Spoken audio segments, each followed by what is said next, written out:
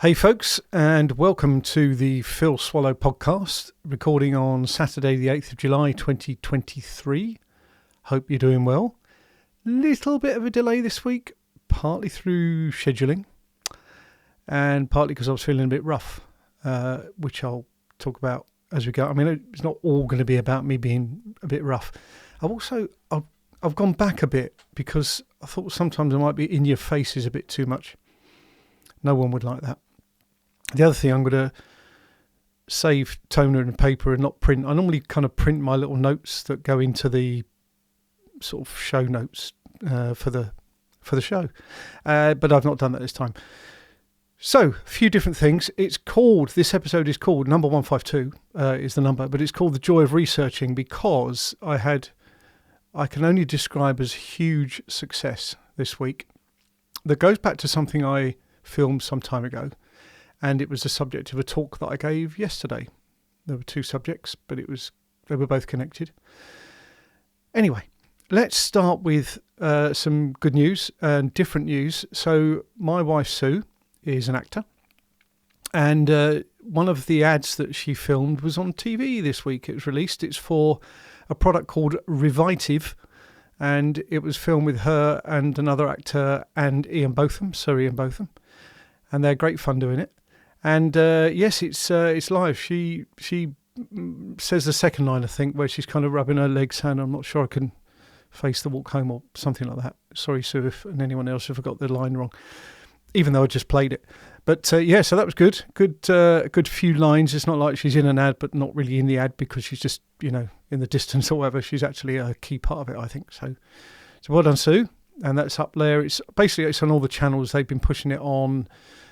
Well, it's been on TV. It was on This Morning yesterday in one of their breaks, which is good. Good profile there, daytime TV kind of product. And it's been on Instagram and YouTube. Companies tend to put them on YouTube anyway. It's just a kind of place that you would go if you wanted to see all their ads, all their campaigns. And they'll intersperse it with other ads. It's not just ads, the other videos. Instagram, Facebook, and all the others. So that was good. Now, it's funny. Now, just before I came up here to record this, I thought, well, I'd just have a quick look at the video that I put up today. It was only a short. So it was about Crossness pumping station that I went to a couple of weeks back. And it said copyright claim. That came out wrong. Copyright claim. Now, that's rather odd because I subscribe to Epidemic Sound for my music. And what that means is that it's copyright covered completely. There was one occasion many months ago where someone put in a claim, and I think they said part of a track was something that they'd written or something, but it was all dealt with.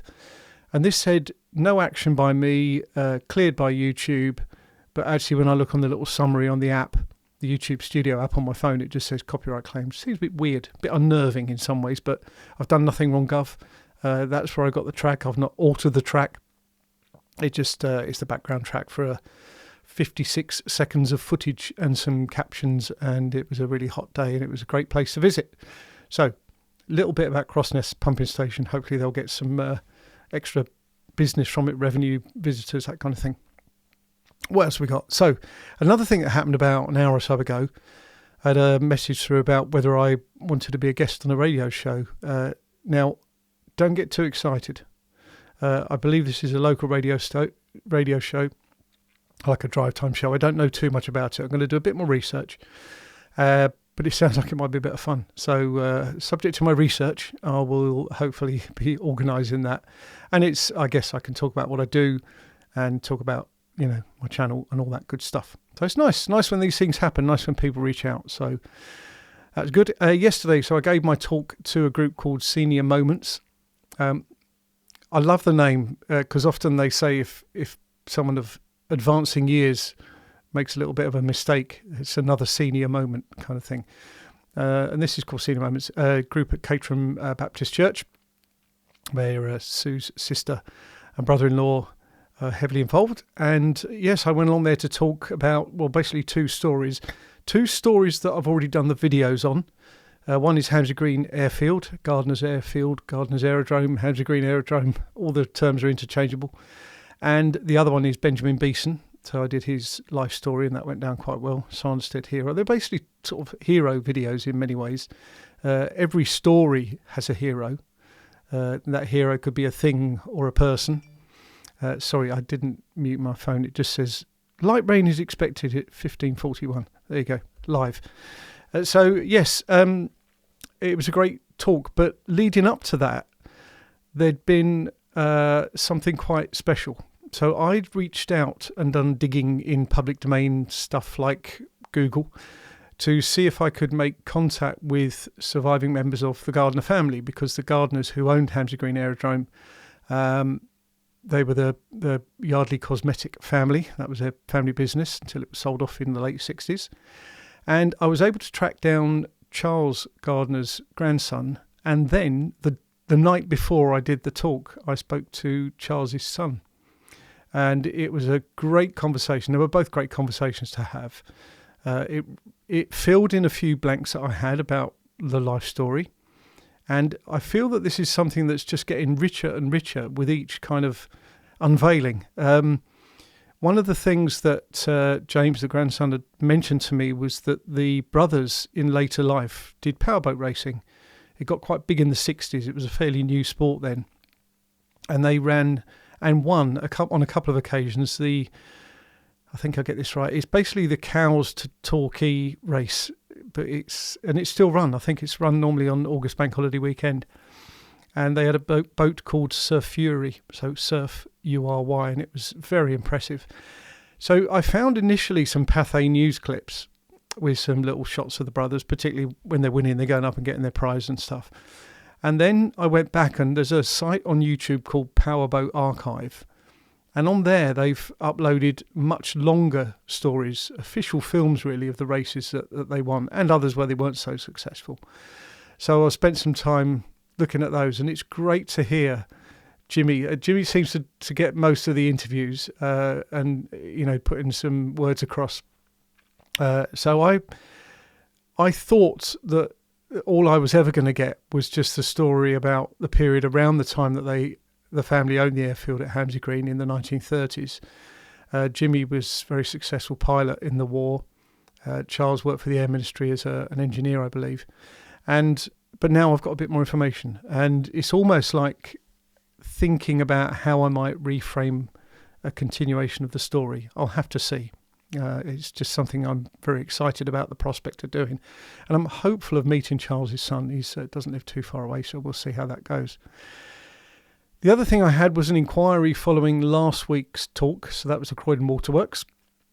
I'm trying to think of a more kind of upbeat sounding subject. I've slumped in my chair, and I often slump.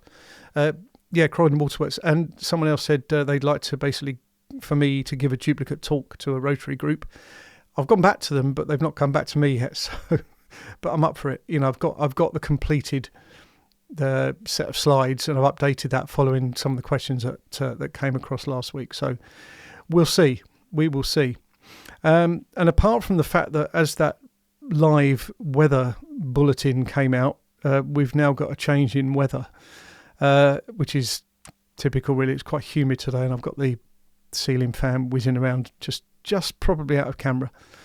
But other than that, now I can return to the video work. So I'd had the Cross Nest one sitting there for a while, but I was loath to break off from prepping for the speaking engagements until that was a priority. And then only if I'd done those and I had absolutely nothing to do, quite rare, would I then go back and start looking at video activity. So now, possibly later today, because Sue's at work and been told she's got to work much later than was originally planned, which is a bit disappointing.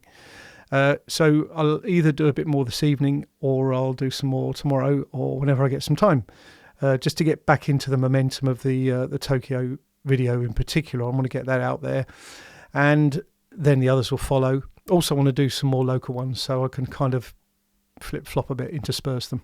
My channel is a bit of a mixture, so yes, so that is it. I'm keeping this very short this week. Not been a massive amount going on to share per se. It's always busy. There's always stuff to do, but I try and just keep these as punchy as I possibly can. So thank you for I always get nice lot of likes. I also get the stats for how much people listen to, and it's not always a whole show, but that's fine. Yes, so I guess recapping on the fact that the joy of researching, I do love doing the research, and I suppose I'm tenacious in it. It goes back to the job I used to do when I was in full-time employment. But to have those conversations this week was absolute payback for the time that I spent digging around. And that was a big part about the talk I did yesterday. So I find it a joy. The joy of researching is alive and well. So anyway, that's it. No more rambling. Without further ado, I will close episode 152 of the Phil Swallow podcast. Look after yourselves, and we'll catch up in the next one.